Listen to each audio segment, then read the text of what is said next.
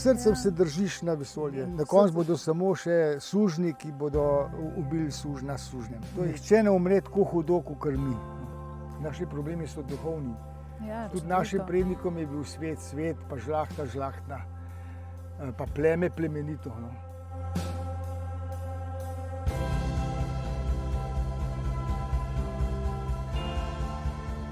Življenje je darilo. Darilo se spodobi sprejeti, si ga ogledati, pa tudi prijeti, ga občutiti, povonjati, okusiti, uživati in uporabiti. Darila so namenjena v dobro. Pravzaprav je vse namenjeno v dobro. Vsak dogodek, tudi velik problem, v sebi nosi darilo, izkušnjo, doživetje, smisel življenja. Ljudje smo kot celice istega kozmičnega organizma. Vsak ima svojo funkcijo in svoj smisel. Sopotniki smo. Vsak človek je sam svoj odrešenik in vsak ima svojo pot. Vsi pa smo otroci iste matere. Imejmo se radi. Tako Tomo Križnar v svoji prvi potopisni knjigi o iskanju ljubezni. Tomo, pa si jo našel, to ljubezen? Ki je moj oče prebral to knjigo, je rekel, ja, ampak tle nas gleda, da je bilo že konc. In mislim, da res je bila knjiga samo napoved drugih knjig, pa drugih roman, drugih iskanj. Jaz sem našel fizično ljubezen. Jaz sem našel to ljubezen do ženske, do otroka, takrat, pred 30 leti, da je že več. V bistvu, ker pa še nisem našel, je pa ljubezen do vsega, kar je. No?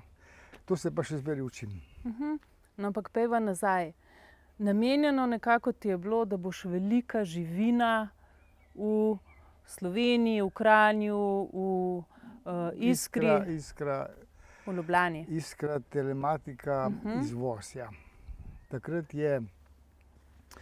se je že vedelo, no, da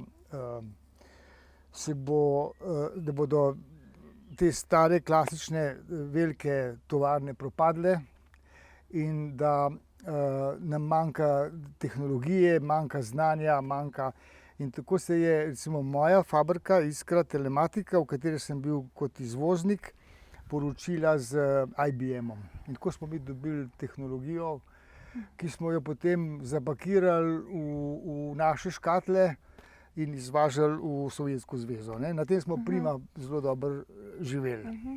Jaz sem bil diplomiran ekonomist in končal sem prvo stopnjo strojništva in kot tak sem bil zelo uporaben za menedžerja, ja, ki ima nekaj tehničnega znanja, pa ima nekaj ekonomskega znanja.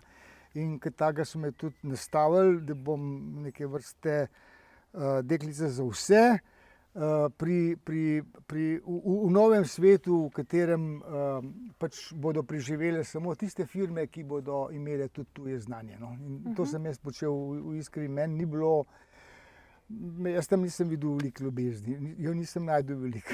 No in verjetno zaradi tega si se enkrat lepega dne odvezal kravato in šel na kolo in to je potem trajalo kar 7 laških let, ne? Ni bilo, je bilo še več kot 7 laških let, pa ni bilo kar na brzino. Jaz sem nekaj časa trpel. Jaz sem videl, da se vse sesuva, ker sem bil naučen spoštovati pa imeti rad. No. Saj veste, na ekonomiji so nas naučili, so nas trenirali za janičarje. Mi naj bi pravzaprav to samo upravljanje udejanjali potem v podjetjih, kamor bomo prišli. In jaz sem kmalu videl, da to ne gre, da večino ljudi to ne zanima, da bodo samo upravljali, ampak da ženske s tekočih trakov samo študirajo, kako bojo še čim prej domov, da jo ob 2 kure nafutrale, pa možje so se pripravljali, da bodo šli na pole, pa v gmajno in da to ne more dolgo laufati na ta način. No. Veš kaj, me je bilo tudi zanimivo, ne? Nisem niti tega vedela, da v bistvu si zajahal to kolo, zato ker si hotel najprej nabrati nekaj izkušenj iz sveta, preden bi postal prostovoljc za begunsko problematiko, za begunce pri OZN. Ja, jaz nisem hotel samo pobegati, jaz sem tudi hotel nekaj dati od sebe in se mi je zdelo, da me kličejo begunci, ker ljudje v begunskih taboriščih so praktično na odpadu. Mene ni zanimalo nikoli za denar delati. No. Jaz sem hotel biti kako koristen, hotel sem nekaj dati od sebe, ker sem toliko dobival že vso mladost, pa zmeraj, ker se spomnim sebe, sem rabil prispevati. In meni se je zdelo, da bom lahko več tam, ker ne bom nič mislil, koliko je plače, bom samo pomagal ljudem, da bodo preživeli, tisto osnovno. Sam takrat za to odločitev so bile še druge stvari. Tudi jaz sem videl naprej, da bo ne samo moja firma propadla, ampak bo tudi propadel ta socialistični red. In tudi to sem bil jaz naučen takrat spoštovati. No. Mene je srce bolelo, ker sem videl, da ni rešitve, da bo vojna. Jaz sem naprej videl, da bo vojna. No. Tisti, ki smo bili bolj odprte glave, tam v začetku 80-ih let smo se takrat pogovarjali, smo vedeli, kva bo. In smo potem šli na različne konce sveta, ker nismo hoteli moriti. Jaz se nisem mogel zamisliti, da bi jaz mogel zdaj streljati pa pobijati druge ljudi. Ker vem, že takrat sem vedel iz študija budizma ali drugih bolj z mindom ukvarjajočih se tradicij, da je vse v glavu. No. Zdaj, zakaj bi jaz telesa ubijal, če pa imamo vsi probleme tle noter, ne? In mene je zanimalo, kaj se jaz lahko še naučim, če grem po svetu v različne kulture, ker zagotovo moja dominantna, ta zahodna, ta židovsko-krščanska logika ni edina, kaj šele najboljša. Ne? No, Tle je še 300 milijonov različnih kultur in se mi je hotel s čim več srečati. Iz glave v srce. Ja. Kaj ostane na koncu? Spomin bo šel, ne? Srce ti ostane, srcem se držiš na vesolje, srcem se držiš na naravo, na soljudi. Kar en lep kup tvojih knjig, tudi dokumentarci, fotografije, potopisna in humanitarna predavanja. Včeraj sva računala tam nekje 35-40 let, ne? Kaj so tiste najbolj v oči upadajoče spremembe, ki so se v tem času zgodile v svetu? Prav gotovo ta ekspanzija Zahoda proti vzhodu, zmaga recimo neoliberalizma, ki danes mislim, da vemo, da ni rešitev.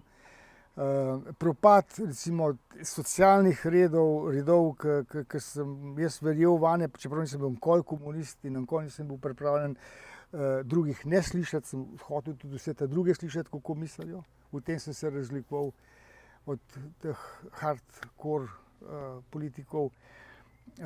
Jaz vidim, da svetu sploh ne gre na boljše, odkar je zmagal zahodni gospodarski sistem in da kar manjka je gotovo poslušati še vse druge prakse, ki so jih razvili v človeštvu, ki smo jih mi ljudje razvili in jih sploh ni slišati. Ja, ker smo jih v glavnem iztrebili, tiste, ki pa še obstojajo, pa smešimo, da so primitivni, da so zaostali, da se ne znajo prilagoditi in da niso sposobni sploh. Zatiranje svobodnega izražanja človekove kreativnosti pomeni dušenje njegovega duha. Evropa je zato trda, toga, kruta. No, tole sem si od nekod izpisala, ne? Ja. Direl, pisec Aleksandrijskega kvarteta, je rekel, edina rešitev za Angleže je, da pobegnejo iz Anglije. Ampak nimajo kam pobegniti, ki povsod Anglija. Ja. Evropa je vsa taka. Zato ne smemo obsojati, sploh pa ne smemo žaliti, ne. Ampak je potrebno razumeti, kako je do te trdote prišlo, do tega prepričanja, da smo mi boljši, pa da smo edini, pa da so drugi vse manj, ne.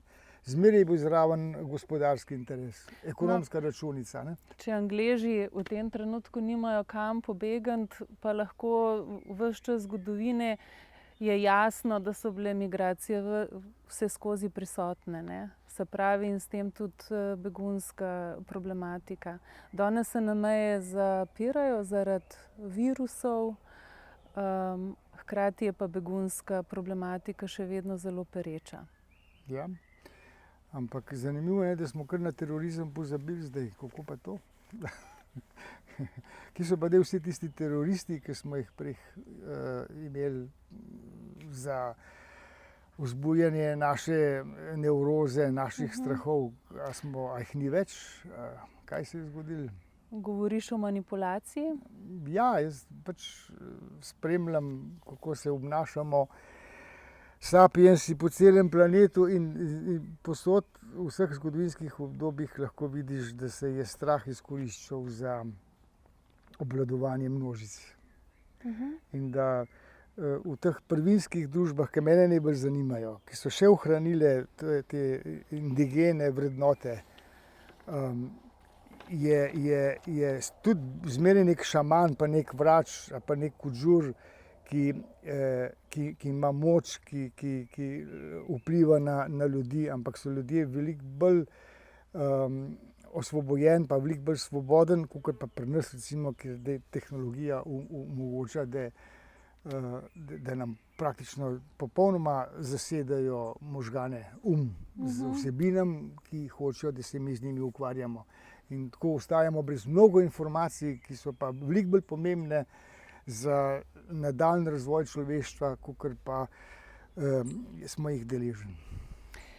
Še ena tvoja misel je bila v zadnjem času zelo udarna in so jo citirali marsikateri mediji. Vse elite vedo, da ne bodo več pri koritu, če se mi povežemo in začnemo sočustvovati. Ja. To mi je ratalo napisati, ja. Ja. In sva spet pri srcu, ne? Ja, Empatiji. zato pač mi delujemo somišljeniki po celem svetu.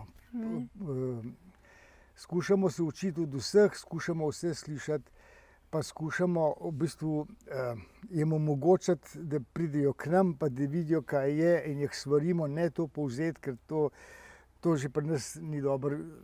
Držite se svojih vrednot, razvijajte se iz svojih kultur, ne kopirati vse po vrsti. Ja, torej sočutje zagovarja preživetje sodelovanja.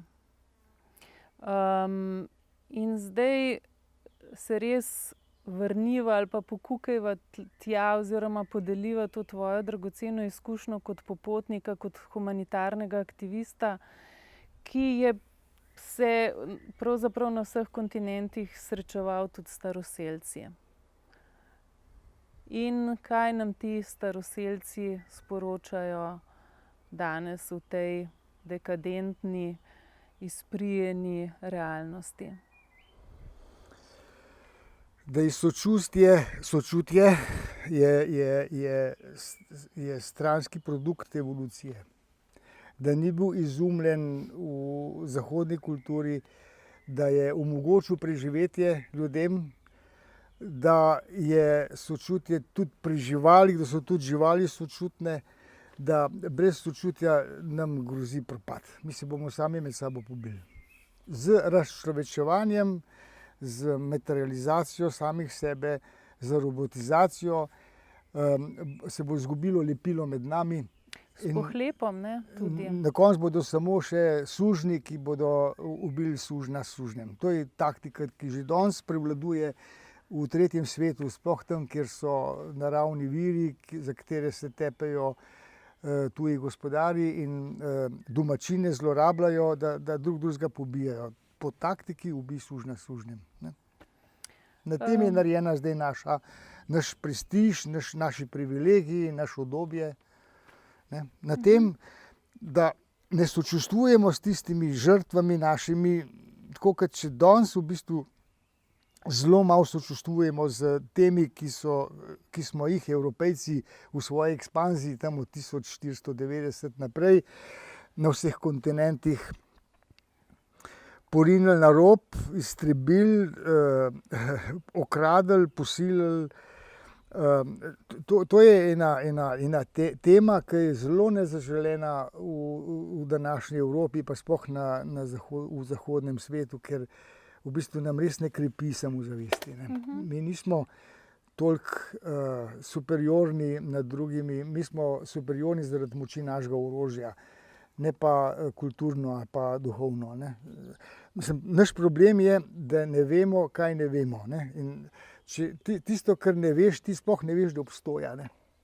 In to je ta catch-22, ki ga ne moremo preseči, ker večina nas na Zahodu, večina vas na Zahodu misli, da že vse veste, pa da ste že vse naredili, pa da hočete samo še mir, pa uživati naprej to cono komforta. Ampak v resnici to ne bo mogoče, ker narava ima sile, močne, in te sile podpirajo vse ljudi po celem svetu. In ti se bodo pred nam organizirali. To je pri našem domu, to je moj sporočil. Dajte paste, ne poslušati svojih politikov, ki gledajo samo za trenutne elite, za te trenutne interese. Dajte slišati tiste, ki so neslišani. In zato delamo knjige, zato delamo filme, zato skušamo pomagati, da se bojo ti moji prijatelji iz osnovne šole, ki pač niso imeli te priložnosti potovati po svet, ozavedali, da je mogoče še tako močno živeti, še toliko veliko naučiti, še toliko veliko izzivov sprejeti, da sploh nismo na koncu, da smo v bistvu na začetku. Sam tisto osnovno fiksno idejo treba izgubiti, da smo mi boljši, pa da oni tam dol bodo izumrli. To so fašisti verjeli, to je Mussolini verjel. Etiopijci bodo izumrli in mi bomo tam zavladali tako, kakor so Angleži v Avstraliji.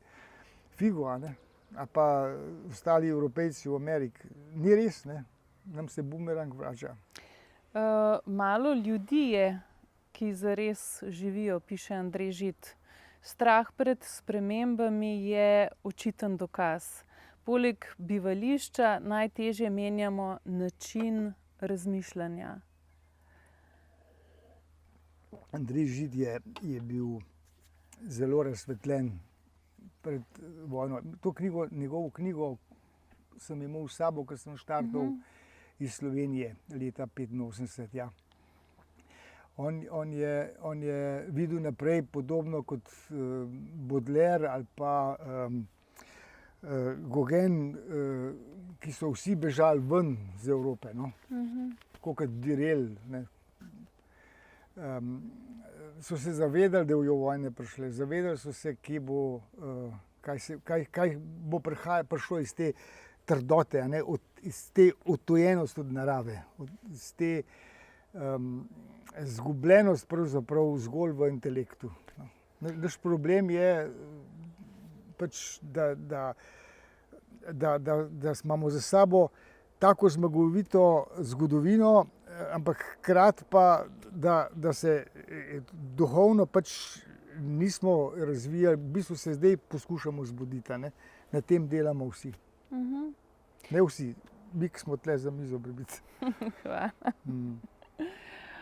Lej, če se vrnemo k tem indigenim ljudstvom, in prej so omenjala naravne vire in zlorabo teh naravnih virov, je seveda za njimi narava. In ta prvobitna ljudstva so eno z naravo, eno pravzaprav z vsem živim in neživim svetom. Za njih ni ločitve na naravo, pa na nas ljudi. Oni so povezani. To vidiš pri Turkanah, to lahko čutiš pri aboriginih, tisti, ki so preživeli ekspanzijo tujcev. To vidiš pri Indijancih v Amazoniji, to lahko čutiš pri vseh premagancih, ki smo jih zmagali, z močnejšim orožjem. Pa bolj brezobzirni, pa bolj brez sočutja. kaj je za njih življenje? Je to potovanje? Se tega zavedajo, ozaveščajo, kaj je med rojstvom in smrtjo? Vsaka od teh milijonov kultur, za katere večinoma sploh ne vemo, ker niso popularizirani, ima vse te mite, ki jih imamo tudi mi. Se pravi, kreacijski mit, kako smo nastali, od kod smo prišli, Stvarjenju, ja. kam bomo šli in kaj nam je tle za početi. To je Gauguin napisal na risbo, ki jo je narisal na Tahitiju, tam tisto ta veliko, ki so se mu potem v Parizu tako čudili, pa so rekli, da to sploh ni res, takih barv ni in tudi take lepote vahin to ni, ne obstoja. Seveda so, jih vidimo. Poskušali so mu podvreči, da je na drogah, da je šizofren, da ne, to vse lahko vidiš, če oči odpreš. In postavljal si je zelo ontološka vprašanja, ne? Od kod sem, zakaj sem in kam grem. Zdaj smo to mi tudi posvojili, zdaj tudi mi to se sprašujemo in hvala Bogu, da se končno. Za staroselske kulture je en skupen imenovalec, ko pač študiram, kaj bi lahko rekli, da je ta skupen imenovalec, mislim, da je to smisel življenja, zakaj sem tle. Kaj je moja misija, kaj je moje poslanstvo. Večina ljudi danes v tem znanstveno-materialističnem svetu sebe dojema predvsem kot uživača, potrošnika, iskalca sreče, tistega, ki plačuje davke, ki podpira vojsko, tekmuje, absolutno tekmuje. Za vse najstarejše ljudstva pa mislim, da je da pomagajo vzdrževati vesolje. Da bo sonce še zmeraj vzhajalo, da bo še zmeraj bodo oblaki pripeljali dež, da bodo še zmeraj se otroci rojevali. Njihova misija je lepšati to, kar je, ki je popolno, ampak je pa treba še nekaj dodati in to je človeškega. Če ima vse smisel v tej povezanem naravnem svetu, potem ima človek tudi smisel, da še prispeva tisti svoj humani prispevek. No. In to se pravi, humanizem, človekoljubje, v bistvu človečnost je edini smisel, ki ga jaz vidim. Zato tudi to počnemo, kar delamo. No. In ni jih strah smrti, ne? Ja, na tem strahu pred smrtjo je največ škode narejene na Zahodu. Jaz mislim, da nihče ne umre tako hudo, kot mi. No. Premalo poznam Kitajce, premalo poznam Japonce, ampak pri staroselcih sem pa videl, da podobno kot pri nas na podeželju, se še 100 let nazaj ljudje niso tako komplicirali. So pač čutili, da je to naraven red in da se gre, ampak niso se bali oditi, ker mislim, da tudi niso imeli toliko, ne vem, hudih grehov, kot jih imamo mi zdaj. Mi se zdaj vsi na splošno počutimo zelo usrane. Jaz to čutim. Zelo nas je sram samih sebe. Ne? Zelo se čutimo tako prostituirane in skorumpirane. In, ko prideš od Nubov, recimo 3 mesece tam pri njih, ko je človek samozavesten, ko ima občutek, da dela tisto, kar je prav, da je na pravi poti. Pa tudi, če jih stalno ogrožajo tujci tam s svojimi džanžavidi, mudžahedini in različnim vojskam, oni še zmeraj skrbijo za rastline, pa za živali, pa za otroke in v bistvu nimaš za kaj biti zakompleksan, nimaš za kaj biti frustriran, nimaš za kaj biti traumatiziran. Da se posloviva od smrti, se spomniš, pripovedoval si mi eno zgodbo o kako ste na enem potovanju našli oziroma naleteli na 2 umirajoča. Ja, to sem v tej knjigi popisal samotne sledi. Ja. To sem bil priča v severni Avstraliji, v Kimberleyjih.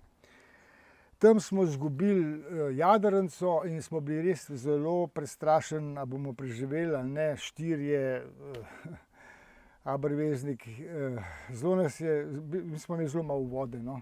In potem smo nekako nam je uspelo odkriti aborižine. In za tiste aborižine, ki so nam dali pivo, ki je bilo bolj pomembno za njih kot voda, je skrbel en misijonar, en irski katoliški misijonar, in z njim sva se spoprijateljila in on me je potem vozil s sabo, da mi pokazal, kaj se je on cel svoje življenje v aborižinih naučil. Ker tako je rekel, da je to čist nekaj drugega, kar pa piše v knjigah ali pa kar vi doma v Evropi verjamete. No, in enkrat en večer smo se vračali z njegovim terencem, s temi ljudmi, ki jih on ponovno uči nabirati gomolje, pa moške, recimo, kako loviti kenguruje s ulicami. Smo pod dvema baobaboma opazili dva pograda, pa gor dva starca, ki sta tam ležala, tako kot da sta na dopust. Sam se je kuj videlo, da sta čist shirana in jaz sem začutil, te dva sta bolna. In pa sem jaz hotel, da jih naložimo zadaj, pa peljemo v kliniko, ne vem, 100 km daleč. Pa on rekel, ne, to imajo oni svoje, to ne smeš se v to vmešavati. Rekel je, pa kako, mislim, mi smo tle, mi vemo, da je treba za vsakega človeka poskrbeti, nekaj pa sta tle, ki umreti. Pa on rekel, to je njihova tradicija. Stari ljudi, ki umirajo, prinesejo tle po drevonjih, tako tle pstijo. In jaz gledam, a veš, te dva sta še mahala, pa oči so jim bile svetle, ne motne, take, kot pri nas po bolnicah, vse zadrogirane. In pa mi je on rekel, veš, to za njih smrt je čisto nekaj drugega, kot za nas. Ne. Oni točno vejo, kam gredo. To imajo v sebi. Ja. Mi imamo pa na razpolago, paku, a pa nebesa, ampak to, ker aborižini čutijo, kam gredo, mi ne moramo več dojeti, ker smo od narave že preveč odstranjeni, preveč smo odtujeni. Zato mi tako težko umiramo in zato se tako bojimo tudi umreti. Ne. Od narave, ja, od naravnih virov pa ne, a ne? Ja, to je obsedenost. Ne. Mi verjamemo, da je vse naše, tudi živali in vse, kar plava, pa hodi, pa leta, smo mi za gospodarje. To se ne bo dobro končalo. To imaš tako pri znanstveni misli, ko znanost to verjame, da je človek najvišji stopnja razvitosti materije, kot tradicionalna religija, ki verjame, da smo tle za gospodarja. Staroselci imajo skoraj povsod tisto, da so tle za skrbnike. Da morajo skrbeti, da vse laufa in se prilagoditi in se ukomponirati, se pravi se uživeti v naravo. Ne. Zato imamo mi ekološke probleme. Naši problemi so duhovni, so kulturni in dokler se ne bo spremenil odnos do vsega, kar leze, plava, pa hodi, pa raste, pa živi, si mi ne bomo znali pomagati. Mi moramo nove tabuje ustvariti, kva se sploh ne sme. Pa tudi nove vizije, kaj je tisto, kar mi zdaj sekamo, pa ubijamo. Če bomo mi videli, da je drevo tako kot sestrična, pa bratranec, ga ne moš kar tako posekati. Ti rabiš en teden ritualov, tako kot delajo Maori na Novi Zelandiji. In teden imajo priprav, prej so nekoč, zdaj tudi ni več tam tako posekali drevo. Ja, in tudi ta trajnostni vidik, ne, ki je zdaj zelo zelo moderen, v bistvu ima tudi to še vedno izkoriščevalsko noto, ki je seveda dominantna, s tem, da je izkoristek čim večji in da je čim manj odpadnega. Ne. Ampak imenovalec je pa pravzaprav enak kot prej, ko se je to odkrito počelo. Ne.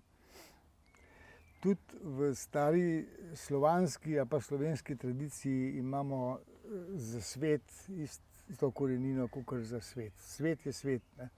Ja, tudi našim prednikom je bil svet, svet, pa žlahta, žlahtna, pa pleme, plemenito. No. Ja. To se pač še naprej izgublja in zato tudi mislim, da brez študija, brez razumevanja ostankov naših skupnih prednikov in to, kar nam imajo zapovedati, se mi ne moremo rešiti. mi bomo vedno bolj kupičali orožje, mi bomo šli vedno bolj izkoriščati naravne vire, mogoče bomo šli res na Mars, ampak odnosi tam bodo podobni, kot so tle bili do zdaj. Ne. Mi smo kot neka peronospora, kot rak planeta. Tako so meni govorili Maja Indijanci v Gvatemali.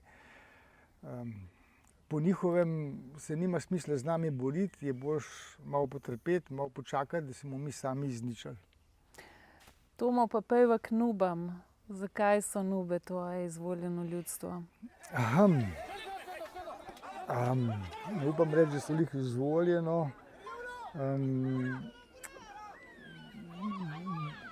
Jaz sem tam najdel vse tisto, kar ni bilo na 2 fakultetah in v organizaciji združenega dela in v naši religiozni tradiciji in v filozofijah Zahoda. Nobeden mi ni dal takih odgovorov, kot sem jih začutil pri Nubah, ko sem prišel tja še zelo tako. Katerega leta je bilo to? Nedolžen. To je bilo 79. leta. Jaz sem bil star, da sem ravno končal ekonomijo, moral bi iti k vojakom, pa res kravato zavezati, pa standardno pot. Ko sem prišel tja, je bilo tam vse čisto drugače kot pri nas. To je bilo januarja 80. leta, ko sem jih dosegel. In najbolj, kar me je presenetilo, je bilo to, da so večinoma bili nagi, to je bil prvi vtis, večinoma so bili nagi in noben ni imel nobenega sramu. In potem sem začutil, kako pač to je normalno, da se človek pokriva. Ampak, ko sem se sam slekel, sem šele dobil vodo. Prišli smo, bilo nas je pravzaprav več. En osel, ki me je nosil proso, pa cukor, pa sol, pa to, kar sem imel za darila, pa 2 koze, ki sta bile privezane na osla, pa 4 kurje sem imel not v košari, pa seveda nekaj tistih čuter z vodo, ampak to je bilo premalo in zelo hitro, ko sem štartal proti njim, hoditi v tiste gore, kjer so mi arabski trgovci pokazali, da živijo še nagi divjaki, je prevzel vodstvo osel, ker on je vedel, on je vohal, kje je voda. Jaz sem imel tam si kaj pomagati s svojo strojniško pa ekonomistično pametjo. Ja, takrat je osel najdel vodo, moja naloga je pa bila, da ga pa od te vode odvlečem preč in kamorkoli sem ga že odvlekel, je on nazaj tišel k tisti vodi, ker je vedel, da je tam še veliko savane in v gorah se ni vohalo vode. Moja naloga je bila, da sem ga odvlekel preč, pa da sem ga vlekel toliko časa, da je on zavohal drugo vodo in potem smo šli k tistemu vodnjaku. To so bile samo luknje v tleh, kjer so lokalni domačini, ki pa takrat niso tam živeli, ker je bila sušna doba in takrat se umaknejo višji gor v gore, vodo dobivali. No. In potem, ko smo prišli pod gore, so mi dali vodo, ker sem bil nah. Jaz sem to kasneje izvedel. Oni so zavračali vse te angleške uradnike, pa te tujce, kitajske trgovce, Turke, zaradi tega, ker so se jim zdeli bolniki, ker se oblačijo in ker imajo puške in ker so posiljevali lokalna dekleta, ker prej nobenko niso počeli. Ja. In potem so me vzeli na prakso. Ja. In ta praksa je bila? Tistega osla smo pojedli, seveda kurje tudi. Praksa je pa bila, da sem dobil semena, so rekli, da noben ne sme ostati brez hrane in da ne boš kradel, moraš ti se sam hrano pridelati. Tako si začeli. In kaj si posejal? Proso, tako kot vsi. 90% so jedli samo proso, to je neke vrste sirka. Dali so mi motiko, da sem lahko kopaval, pa pomagati so hodili. Dali so mi eno staro podrtijo, zato da bom tam lahko nek pod streho, pred soncem, pa pred deževno dobo, pa seveda 2 priležnice, ker samo Bog je sam, so rekli, samo vaš Bog je sam. Ne. To so že vedeli. Tisti, ki so bili misionarji, so bili potem spodeni, ko se je sistem menil v Sudanu, ko so prevzeli Arabci, ko so Britanci odšli, so muslimani vse misionarje spodili In to so vedeli, da tam živijo ljudje, ki so bili sami, pa da so rad dečke lovili in da jih zlorabljajo. To so se vse dobro spomnili. Zato so meni dali 2 ženske, sta bile precej nad mojim leti, ampak vse glih. No. So verjeli, da bom nasilen, če ne bom tudi jaz temu ženske. To se je meni dopadlo, no. Da so reševali socialne probleme, da so gledali širše, da so za vsaka poskrbeli. Spomnim se, ko so mi rekli, da če pride tujec, mu moraš dati jesti, ker če ne bo jedel, ne bo mogel misliti, bo odnesel napšen vtis, se bo vrnil z drugo vojsko, enkrat se bodo maščevali. To med seboj, to kako so živeli pravi socializem, ne tako, kot smo ga mi v Jugoslaviji pa v vzhodnem bloku. In verjetno so se ti tudi kdaj pošteno nasmejali, ker si ga kaj zelo po zahodnjaško biksal. Tisti večer, ko so mi te 2 ženske izročili na odprtem v savan, no, oni so se zbrali gor po skalah pa po vejah, da bi videli, kako mi Evropejci to delamo, in sem jaz ušel, no, ker pač nisem zmogel, mislim, ki pa. Punce so bile, ženske so bile stare 70 let, jaz pa 23. Ja, mislim, takrat... A sta bili užaljeni, si jih prizadel? Ne, to se še danes nekateri spomnijo. Nekateri te star, kolikor jaz, zdaj tudi nisem več rosen, se spomnijo in v tem pojejo v legendah in zmeraj, ko pojejo te legende, se smejejo zraven. Ja. Veliko smeha, veliko radoživosti, ne? In tudi veliko nežnosti med temi ljudmi. Čist nič ne rabijo elektriko, čist nič ne rabijo internet, čist nič ne rabijo mobilne telefone. Sam puštajo jih premah. To seveda ni več mogoče. Ja. To se ne da. In ne nazadnje, Tomo, saj tudi tvoji projekti oziroma vaši projekti s tvojimi ljudmi, ki te podpirajo, se pravi podporniki, ste pa prinesli malo te digitalne tehnologije, pa teh napravc, od dronov, mobilnikov do kamer, zato, da bi jim seveda pomagali. Ja, zato, ker pač kot tehnokrat še zmeraj verjamem, da lahko tehnika služi človeku. Sej tudi mislim, da, ker ko se je začela nova vojna leta 2011 v Nubskih gorah,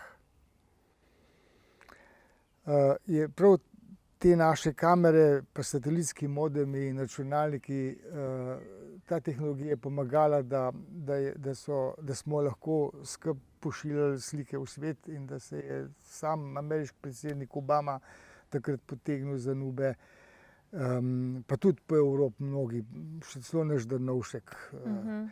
Za nekaj časa so bili Nube v središču pozornosti sveta in v bistvu tisto, kar je bilo planirano, da jih preselijo v puščavo, pa tam pustijo pomreti, ne, muslimanska bratovščina, ki ne prenese nagega telesa, ki ne prenese poganov, za katere je diverzifikacija življenja v Sudanu sramota, ti bi jih verjetno iztrebili, jih ne bilo več tam.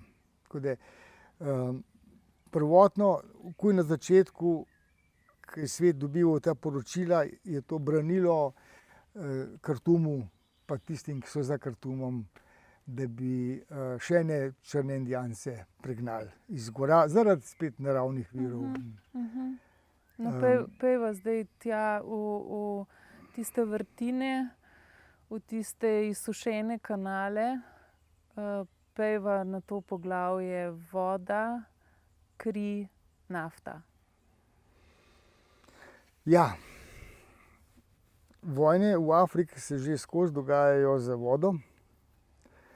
Darfur je bil recimo vojna za vodo, čeprav to zahodni mediji niso odkrito povedali, ampak v Darfurju ni šlo toliko za minerale, kot je šlo res za vodo. Darfur, ognjenik Džebel Mara je tako kot ena ogromna goba, v katero se zlivajo oblaki, ki izhlapevajo s Kongoške kotline. No. In ta voda pod tem ugasnim vulkanom ostaja kot fosilna voda že vso zgodovino in predstavlja največji vodopiten jezer na svetu. Nikjer na planetu ni več pitne vode v enem podzemskem jezeru, morju, kot je pa tle v Darfurju. In ta voda se potem steka spodaj v tako imenovanih vadijih, se pravi rekah, ki tečejo med deževno dobo, med suho dobo se pa te reke umaknejo pod zemljo in tam, ker se ti prsti teh voda tečejo pod zemljo, tam so lahko vodnjaki in tam so lahko vasi in tam je lahko drobnica in tam so lahko kmetje in so lahko pastirji. No, za to gobo vodno so se stepli leta 2003 vsi okoliški pa še tuji interesi. To so hoteli vsi imeti. In narod je seveda bil iztrebljan, govorilo se je o genocidu, tudi ameriška vlada je priznala, da je genocid in zaradi tega je bilo tam 2006, ko se je tudi naš slovenski predsednik vmešal, Darfur prioriteta pač vseh politikov. Ne. Zdaj se je to že precej pozabili, jaz sem pač o tem knjigo napisal, ker sem bil Drnovškov odposlanec. Enega je šefa slovenske Sove poslal v Kartum, mene pa k upornikom. No. In potem ne bi midva spravila vse te ljudi v Evropo, kjer ne bi se med sabo vladne sile in uporniške sile spogajale in da bi nehali pač to strahotno nasilje in trpljenje. Ampak to se seveda ni zgodilo, ker močnejše sile, kot je bila Slovenija, niso pristale, ker so imele interese v tem. In tako so tudi potem Darfur razdelili, no, da je zdaj med ameriškim in arabskim vplivom. In zato vojne še ni konc. Samo novic ni več. Ne. Mediji ne poročajo o tem. V bistvu za nekogar ne vem, da bi mu uspelo iti v Darfur in o tem poročati. Že vse od leta 2015. Pa še nekaj se je zgodilo, ne? 11. september, ki je v bistvu vse ljudi, ki jih ne poznamo, no, pač to je ekstremno, kar sem rekla, ampak ljudi, ki jih ne poznamo in ne razumemo, nekako označil za sovražnike, za teroriste in s tem v ljudeh razvil nek tak benevolenten obrambni mehanizem, ki se mu lepo reče apatija. Ja, jaz tako mislim, ja. Jaz mislim, da se je vse spremenilo 11. septembra 2001. Toliko je bilo prej nas iskalcev v drugih kulturah, ki smo vedeli, da rešitve ne bodo prišle iz naših sistemov, ki so pripeljali svet v take krize in da je treba pri drugih ljudstvih in kulturah iskati. Ne. Ampak res po 11. septembru 2001 lahko vidimo, da se je zanimanje za druge kulture nehalo in še zmeraj popuščano. Zdaj so nam vsi navarni teroristi, vsi so nam navarni begunci, mi se zapiramo vase, iz Evrope delamo bunker. V tretjem svetu nas vedno manj spoštujejo zaradi tega, vedno manj vedo, da nismo tle v Evropi in v Ameriki samo vojaki in zarotniki in ljudje, ki jih ogrožajo, ampak da smo tle tudi čist navadni, normalni ljudje, no, tako kot sva midva. To jaz opažam, ja, da se izgublja zaupanje v nas, da se nam ne verjame več, ker smo bili po 11. septembru tako zelo tiho. Odpovedali smo hipiji, punkerji, celo novodobna gibanja, niso vedela, kaj pa zdaj, ko so se tile islamisti pojavili. In zato smo tudi nasedli, pač, da je največja nevarnost za svet ta islamski terorizem. Ne. Največja nevarnost za svet ni bil islamski terorizem. Jaz sem priča, ker skozi živim dol. Vsako leto sva z ženo Bojano v Sahelu, sva v Sudan, sva tudi v Kongo, pa v Ruandi, pa drugih deželah. In vidva, kako se zelo spreminja ta odnos do nas. No. In zdaj, ko je COVID, pa sploh, no, zdaj pa mislijo, da mi prenašamo COVID, da smo ga mi ustvarili, da jih mi hočemo z njimi iztrebiti, ampak zanimivo je v Afriki, se virus ne prime, Afričani ne zganjajo take norije, ko mi zaradi virusa. Ne. No, ampak razsaja pa tam ne sicer virus, bakterija, ki jo poznamo iz srednjega veka in tudi vidva s ženo Bojano in vajnimi podporniki nista prenehala obiskovati NUP in jim stati ob strani. Ne? Lepra, gobavost je na pohodu in s tem trohnenje teles. Samo še v Nubskih gorah in Modrem Nilu. Druget ne, ker posod druget zdravstvena organizacija lahko pride, Svetovna zdravstvena organizacija lahko dobavi zdravila, ki so čisto navadni 3 antibiotiki. V Nubskih gorah pa ravno zaradi te vojne za naravne vire, ki jo cel svet tolerira, agencije Združenih narodov ne morejo zraven. Trdijo, da ne morejo priti zraven. Ne vem, zakaj midva lahko, oziroma jaz vem, zakaj midva lahko. No? Zato, ker midva veva, kaj tam umira in kaj bo svet izgubil s tem. Zadaj so očitni politični interesi in tudi vajna izkušnja je, kot smo lahko brali, da sta se zatekla po podporo in k Svetovni zdravstveni organizaciji in k Novartisu, ki je proizvajalec teh antibiotikov, pa sta do danes praznih rok in brez podpore. Ja. Ta generalni sekretar WHO Tedros pravi, da ne more poslati svojih ljudi na vojno področje, ker ne sme tvegati njihovih življenj. Ko sva rekla, da bi lahko poslali zdravila v sosednjo državo, to je Republika Južni Sudan, in tam v begunskih taboriščih najdel mlade, ki se lahko naučili prepoznavati gobavost, pa zdraviti, organizirali bi lahko leprozorje, kjer bi se domačini v enem letu ozdravili. So rekli, to pa spet ne smemo, ker to je zahrbtno, Kartum nas bo spodil iz severnega dela Sudana. Se pravi, bojijo se narediti, kar je v bistvu njihova misija. Po pravilu bi mogli biti v 48 urah tam. Ker zvejo v 48 urah, imajo v statutu napisano, morajo njihovi strokovnjaki dospeti na kraj, kjer je gobavost, in začeti postopek zdravljenja. Bo kdo za to odgovarjal? V takem svetu, kot zdaj je, ne verjamem. Zato smo midva sama začela z akcijo in pridobila katoliško skrivno bolnico v Nubskih gorah, ki jo vodi armenski zdravnik, kirurg. In ti so locirali en del te majhne bolnice Franje, ki je bila pogosto bombardirana, za leprozorij. In sam doktor zna dobiti zdravila nekje v Afriki po svojih skrivnih kanalih, da se je zdaj začel zdravljenje. In kar mi zdaj še počneva, je, da vozimo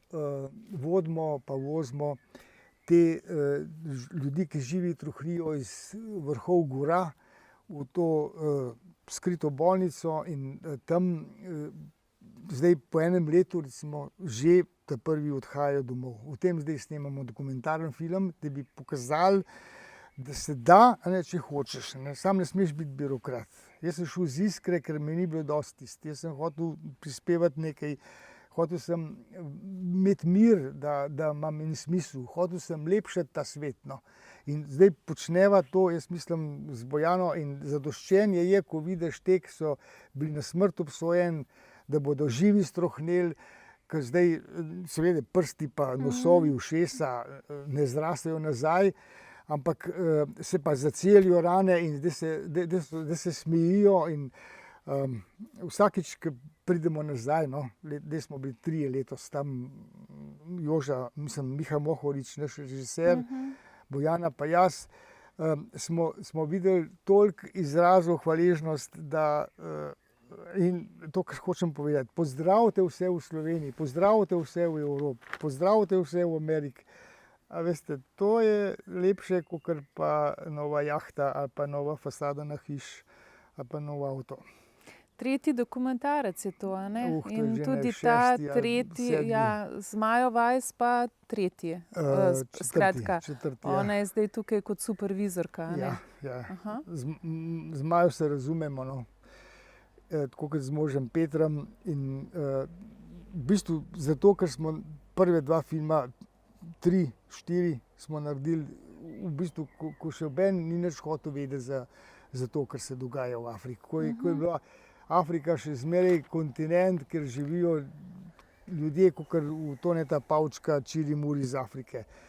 Mi smo prebijali let, da Združeni narodi ne funkcionirajo, da zahodna politika še naprej izkorišča Afriko in da domačini vseh praktično milijardo črnih ljudi v Afriki nimajo nobene prihodnosti. No. Nikamor ne morejo, zaradi tega, ker jih rabijo za reveže, za neizobražene, za irrevalentne. Surovine so cenejše, če so ljudje tam šibki. No? In take jih delamo. Tudi Kitajci zdaj, tudi Rusi zdaj. Povej, Tomo, koliko vas je? Ne? Govoriš o množini, koliko je teh, bom rekla, akterjev, ki sodelujejo pri pomoči Nubam? V tvojem krogu, seveda, v vajinem krogu. Ja, jaz mislim, da je na tisoče, ker se je na tisoče ljudi odzivalo na te naše akcije klicanja na pomoč. No. Že samo, če pogledamo stroj, ja, vrtalen stroj za iskanje vode, ki smo vsi razumeli, da bo pomagal domačinom doma ostati, da jim ne bo treba v begunska taborišča ali pa med begunce priti v Evropo. Je tistih 17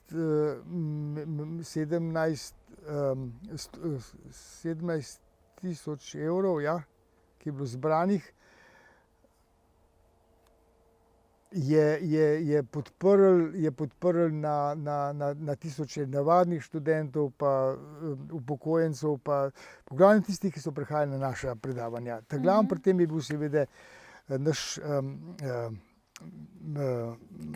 Klemen Mihelič, ki je zbiral prispevke, da se nič ni izgubil, da ni nič noben vzel nobene provizije od tega, da je res čisto vse šlo v nakup vrtalnega stroja iz druge roke. No.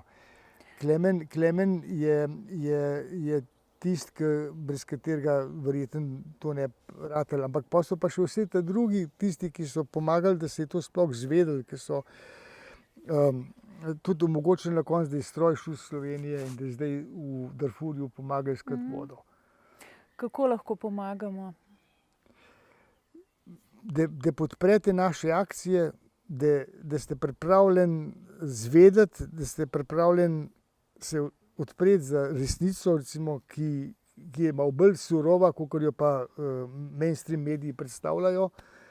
Da ste pripravljeni videti, da smo tudi mi udeleženi pri tem trpljenju, recimo v Sudanu, pa še drugje tudi, Sudan je samo najhujše. Tam je še zmeraj odprt lov na sužnje, ravno zaradi tega, ker se mešajo ti interesi celega sveta in ker mediji niso prisotni. Mi poskušamo ravno ta manko prisotnosti medijev premagati. In zato seveda delamo filme in ta naš nov dokumentarc, ki ga zdaj montiramo, vam bo to lahko, jaz upam, pokazal. No, podprite ustanovo Tomo Križnar, ki pač si ne jemljemo za plače, ampak podpiramo s tem samo nastanek filmov in knjig. Zato, da bo prišla resnica ven. Vsi smo nube, vsi smo eno. Če pa ne, pa še bomo. V to nas ta gospodarski sistem, ki danes dominira in bo vedno bolj očitno prevladuje, poskušal spraviti. Komu zvoni, zvoni vsem nam. Živiš svoje poslanstvo, si tako rekoč še vedno na cesti, sicer ne s kolesom. Kako je priti domov? Saj veš, kot je Tomaž Pengov zapel v pesmi V nasmehu nekega dneva, ko streseš pesek iz popotnih čevljev in poveš, da si bil tam.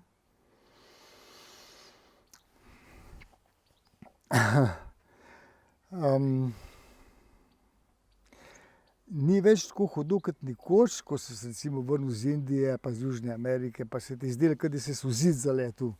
Ker naenkrat si bil spet tam, od koder si bežal.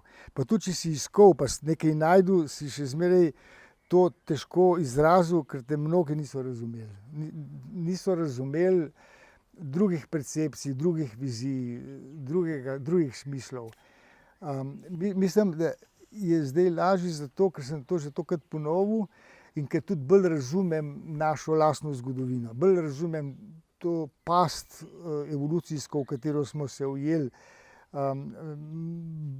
Bolj sočustvujem, no, nekako ne obsojam več toliko, ne kritiziram. Razumem, da je upanje ravno zaradi takih oddaj, kot je zdajle. Da vendarle smo slišani, saj nas ni veliko, ki kličemo na pomoč k širjenju zavesti. Mislim, zavest se mora razširiti. Po ta starem mislim, da ne bomo mogli več naprej, ker to orožje nam še omogoča, da držimo svet v ječi, v kletki, ampak vidite, prihajajo drugi, svet prevzemajo še hujši, še bolj surovi, kot smo mi, zahodna civilizacija. Vseh ne bomo nič omenjali. Mi, da smo še potrebni, moramo pokazati neko plemenitost in neko žlahtnost, s katero bomo osvajali, kot smo nekoč, še ne vem, 50 let nazaj, 40 let nazaj, ko smo šli hipiji po svet, so domačini v tretjem svetu hodili za nami, pa so se hoteli od nas naučiti o Fromu, o Jungu, o Freudu, o Nietzscheju. Spet moramo postati človekoljubna velesila. No? To ne bi bila Evropska unija. Ne potegnemo glavo iz peska, nehajmo se pretvarjati, da nič ne vidimo, dajmo slišati vse te, ki kričijo. Če ne bomo, se bodo spremenili vsi v teroriste, se bodo povezali med sabo in nas bodo nagonili. In to, kar zdajle midva govoriva, bo takrat ostalo v spominu samo še kot fantazije belega človeka. Dajmo to udejanjiti, kar se pogovarjamo. Dajmo resnično delovati, da nas ne bodo imeli za hipokrite, za dvoličneže, za hinavce, da nam ne bo vse pomenilo udobje pa neka navidezna varnost, ampak to, no, zaradi česar smo ljudje, jaz mislim, tle, tako kot pravijo Nube, da lepšamo svet. Pomagajmo tistim, ki jim lahko še pomagamo. Mi še to lahko, ker imamo še vsega zmeraj preveč. Hvala, Tomo, da lepšaš naš svet. Hvala za pomoč pri tem. Z veseljem. Hvala.